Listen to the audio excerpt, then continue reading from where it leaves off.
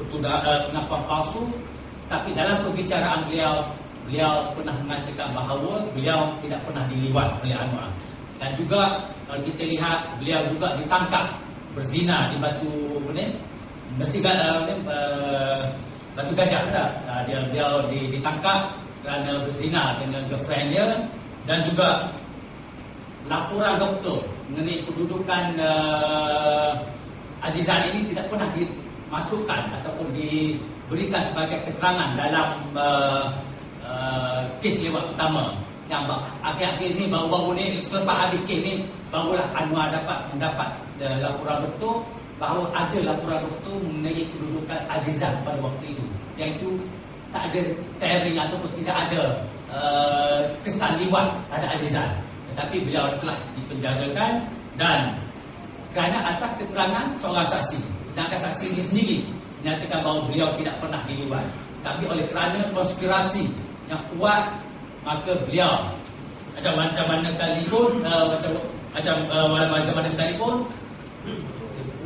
expanse apa semua nak pastikan Anwar ni dipenjarakan. Begitu juga dengan kes Saiful. Dan Saiful ni sebenarnya dia bukan pegawai khas kepada Anwar seperti mana yang dilaporkan dalam akhbar-akhbar ni. Dia bukan pegawai macam Rafizi yang dilantik sebagai pegawai khas kepada penasihat ekonomi ataupun saya sendiri sebagai koordinator politik. Tidak, dia tak pernah kerja direct dengan Anwar ni.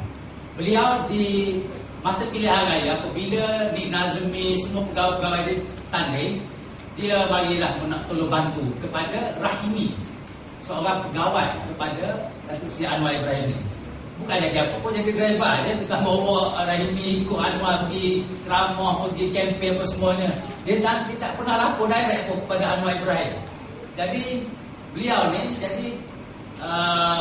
beliau cuba masuk sebagai kaki tangan pejabat Datuk Seri Anwar Ibrahim. Tapi apabila kawan-kawan beritahu bahawa akademik dia pun tak baik, dia tak lulus di universiti, maknanya drop out. Jadi payahlah juga Anwar pun fikir jugalah. Jadi nasihatkan dia sambung baliklah belajar. Saya bukan nak cakap gop tidak. Kalau nak kerja di Jabat Anwar ni, bukan macam Rafizi ni, engineer, chartered accountant apa semua, barulah boleh. Dan saya sendiri pun pahala ada itu. Maknanya saya pun ada lah 3-4 degree lah, accounting ada, marketing ada, MBA dan sebagainya. Jadi nak pasal Anwar ni perlu pemikir untuk pegawai-pegawai dia ni, bukan sebagai office boy ataupun orang-orang yang yang boleh pergi saja, tetapi dia perlu pemikir-pemikir di keliling dia. Jadi bila saya pun ni nak naik, nak minta jadi pegawai dia, Anwar tengok nasihat dia baik-baik, sambung belajar baliklah. Nasihat dia sangat baik. Dan bila dia tengok keadaan dia terkeluar daripada pejabat Datuk Seri ni, dia mula cari pasal lah. Dia Fras lah. Dia cari Izam, dia cari Rosmah, cari Najib. Ada peluang. Okey, dah. Maka satu konspirasi dicetuskan untuk memperkenalkan Anwar. Dan kita lihat bagaimana beliau telah diperkenalkan. Dia pergi ke hospital, belum pergi ke hospital Buswari, mengaku dia pernah dilibat oleh Datuk Seri Anwar Ibrahim. Cek punggung dia tak ada apa-apa, maka doktor ni nasihat dia pergilah ke hospital HTL.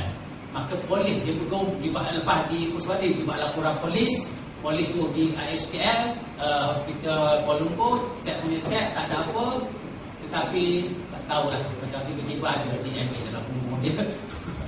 Jadi kalau saya cerita secara detail, maknanya kalaulah minta maaf lah kalau saya terpaksa cerita, tapi maknanya kalaulah DNA Anwar atau ada dalamnya, maknanya Anwar kecil sangat lah, boleh masuk pada dasar. Maknanya punggung tak masuk apa semua, tapi ada DNA dia, maknanya masuk ke melalui benda yang kecil sangat lah. Jadi sampai begitu semua lah. Minta maaf kalau ni, tapi saya nak cerita kedudukan sebenar. Jadi itulah kedudukan sebenar kes ini, dan kita percaya bahawa kes ini kita lihat bahawa berbagai-bagai halangan, walaupun kita dengar akhbar Anwar cuba menyekat ataupun slowkan proses ini, tetapi dia minta evidence, nak minta laporan polis Saifu kepada tu, tak dapat. Nak dapat DNA yang kata ada dalam punggung tu, DNA tu macam mana? DNA daripada mana? Daripada punggung ke, daripada mani ke, daripada air liur ke? Pasal DNA ni boleh ambil daripada mana-mana. Air liur ke dalam tu ataupun mani. Jadi nak tahu. Pun dia tak berani nak bagi. Nak minta CCTV. Dia kata sekian-sekian pasal apartment tu ada ada CCTV. Mu kata mu kena lewat pada 15 Mac sekian-sekian masa. Masa waktu tu ada. Masa mana mu masuk, masa mana masa ada ke tak? Tu je nak mintanya. Tapi tak bagi juga. Sampai hari ni semalam kes dia nak minta ni pun tak dapat juga. Jadi kita tahulah apabila ini berlaku dan kerajaan bersungguh-sungguh pendakwa bersungguh-sungguh meneruskan pendakwa ini sah, kita kena bersiap sedia bahawa Anwar akan dipenjarakan selepas ini. Jadi persoalannya kita, bagaimana negara ataupun rakyat Malaysia memerlukan Anwar Ibrahim. Kita perlu Anwar Ibrahim untuk memimpin negara kita. Bagaimana perlu kita ambil tindakan untuk memastikan bahawa beliau memimpin negara kita. Kalau dia dipenjarakan, apa tindakan kita? Dan itulah yang perlu kita sama-sama memikirkan. Dan golongan muda ini cukup penting kerana mereka tak sedar. Kita tak tahu, Anwar just tak tahu, ikut dia secara emosi. Tetapi kalau kita lihat bahawa semasa zaman beliau lah ekonomi negara kita memacu, kita mendudukan foreign direct investment yang paling tinggi, bertutur 800 10% tiap-tiap tahun peningkatan ekonomi growth. Pelaburan bukan pelaburan masuk bukan saja kalah dengan Singapura, dengan Taiwan, dengan Korea pun kita lebih jauh, lebih besar kemasukan.